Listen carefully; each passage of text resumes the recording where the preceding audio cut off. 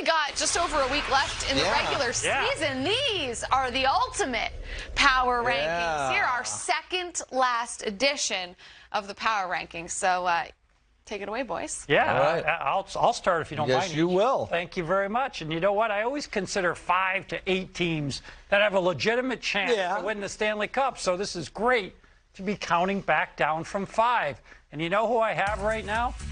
I have a team in the St. Louis Blues that you see right there. That's 9-0-1 in their last 10. Can you imagine that that doesn't even get you higher? 9-0-1 in your last 10? Well, on some lists, it probably will get you higher. Well, maybe. Not all. Incorrect lists, it might, but not the correct We're looking at that one now. We're looking at the correct one now. That's what we are. St. Louis Blues. They're not the St. Louis Blues of 2019. That was led by Binnington. We may see Husso, but they also don't have the size and range of their decor. But what they do have is a much better offense. Yeah.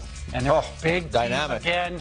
And Doug Armstrong has done a magnificent job with this group. So they are my number 5. Number 4, this one for sure you'll go, you know what, crazy. Okay. Because I went with the Oilers. See, I told you.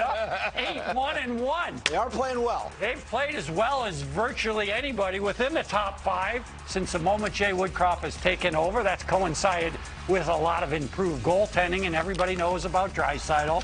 Everybody knows about Connor McDavid. But what you don't know is they've rebuilt their decor also. And they're scoring really prolifically. Evan Bouchard, he's been terrific. Tyson Barrie, he's still there. Darnell Nurse starting to chip in a lot more.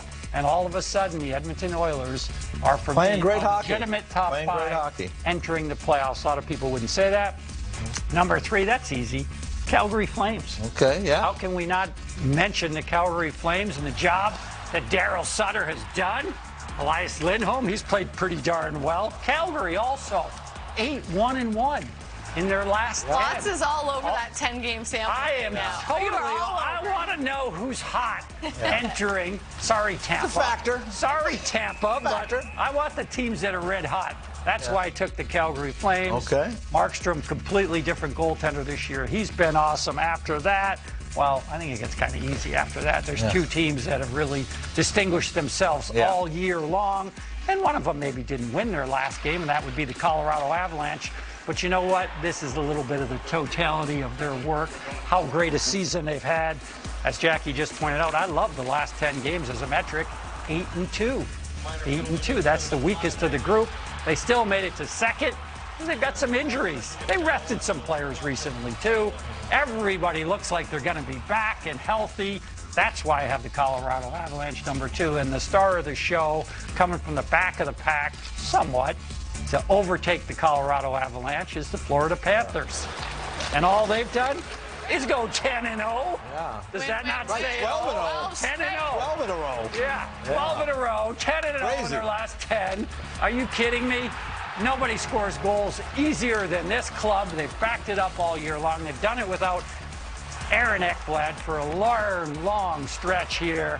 Right now, they are playing as well as anybody has played in a very long time in this league. They've been dominant.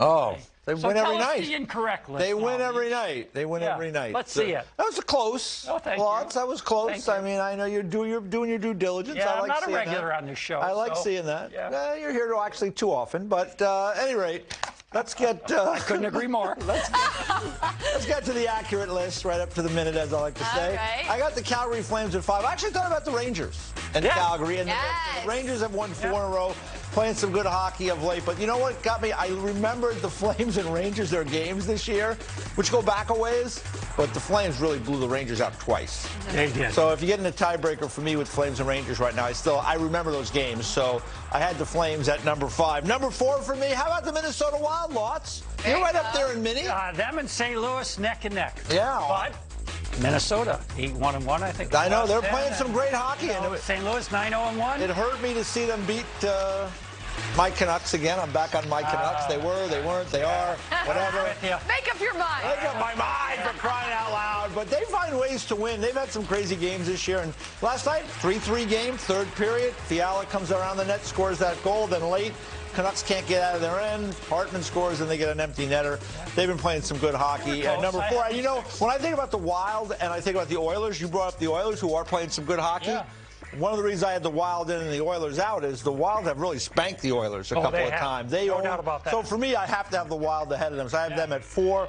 At number 3, might surprise some people. I got the Avs at 3 this week. They've lost their last 2 games. Yes. I think they're kind of, listen, they've earned the right to kind of coast to the finish line. They got some guys out still. Exactly. And they have some guys out. It'll be a good test tonight again with the Edmonton Oilers. Those 2 teams have played 2 terrific, entertaining games this year. The Avs have won both. But I have the Avs at number 3 right now. It doesn't mean they're not going to win the cup or how things go. But I have them at 3. I have the St. Louis Blues at number 2. I just think they've been lights out good. 9-0-1 in their last 10. They've been rolling along.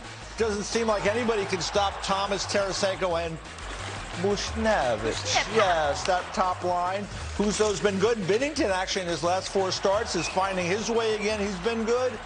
I got to give the Blues credit. I mean, they've been just rolling right now. So I have them at number 2. And then at number 1, I mean, you win 12 games in a row. Like the Florida Panthers, it just seems like nothing's bothering them right now. Now, my only worry, are they just peaking a little too soon?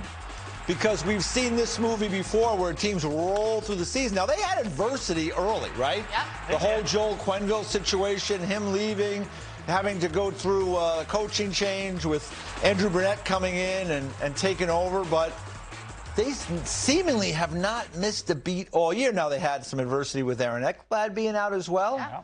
But this season has been pretty smooth. When they're behind in games, they just win. They just come back and win. It's not a big deal. It's been a regular thing for them, the comeback catch. So, to me, we'll see how things go in the postseason. I'll be really interested to see how they make out in the first round and how they push forward. But they've been great right now. So, to me, they're the number 1 team. Best you've ever done. We agree. That was good. Thank you, so Lawton. Close to good this Thank time. you. I appreciate it. Close. I've been trying. I stay up late at night thinking about this. Yeah, I gotta say, I know we had Colorado at 3 for this edition, but it's hard for me to think of a time over the 5 years that I've been on this show. Yeah.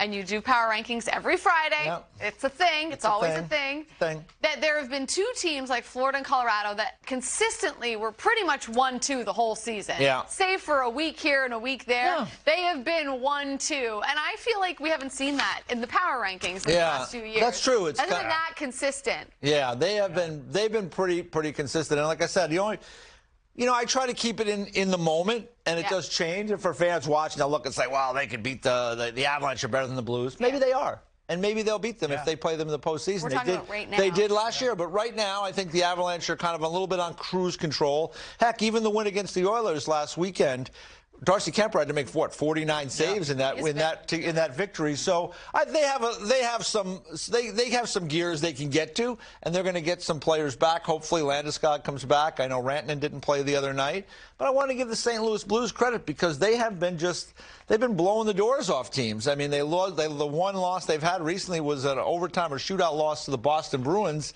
and it just seems like they could score in bunches right now. They've got 8 20-goal scorers, the St. Louis Blues right now. So I think they deserve the credit to be slid up there into that number 2 spot. They earned it, that's for sure. For this week. One stretch from Florida, I remember when they lost 2 games in a row, I believe, at home. Oh, my gosh, how dare Yeah, imagine that. Like, that was one stretch. I was like, what's the matter with the Panthers? Yeah. Especially at home. But that's it. It was about a 4-game stretch there when you added in on the back end and the end of that, where maybe they just looked a little off. But other than that, what a superb season.